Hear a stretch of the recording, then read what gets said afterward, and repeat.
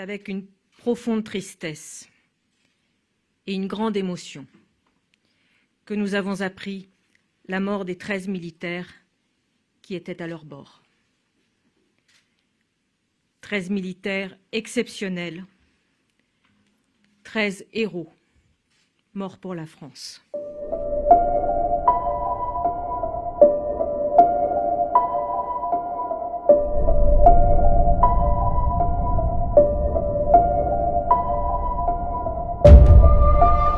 Ces hélicoptères sont là en mission de reconnaissance de nuit, dans des conditions de combat et des conditions opérationnelles très exigeantes pour repérer ce pick-up qui s'enfuit vers le nord.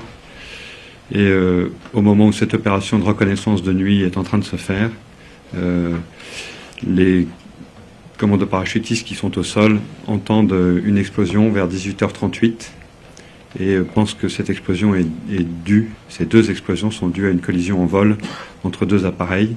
L'information est confirmée rapidement après par le Tigre qui reste en vol et qui confirme qu'il y a eu collision entre le Cougar et l'un des deux Tigres. Donc ça va passe devant.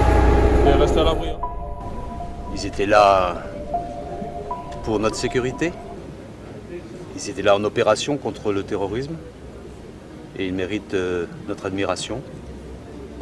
Et je voulais aussi dire à leurs familles, à leurs frères d'âme, toute notre empathie attristés.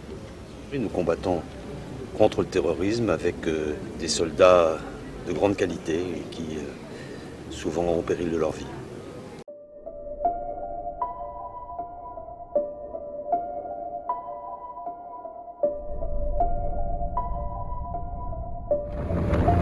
D'après les renseignements français, un groupe de 500 djihadistes occupe cette région du Liptako Gourma et c'est là précisément que nous avons embarqué avec un groupe du 16e bataillon de chasseurs à pied accompagné des soldats de l'armée nationale du Burkina Faso pour une opération au cœur d'un sanctuaire djihadiste.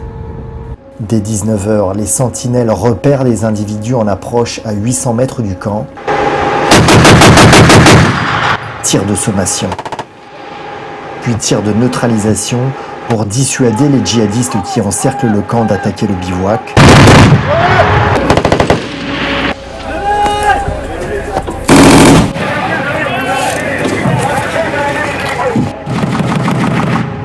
Face à la menace avérée, 2 hélicoptères sont appelés en renfort. 10 pick-up armés sont annoncés en approche. Puis 30.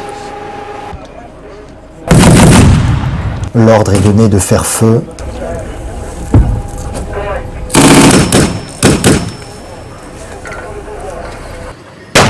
Coup parti.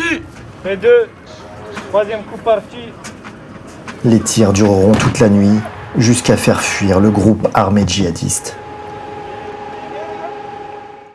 Pour les soldats français en opération au Sahel, une région grande comme 5 à 6 fois la France, la mission Barkhane est loin d'être terminée.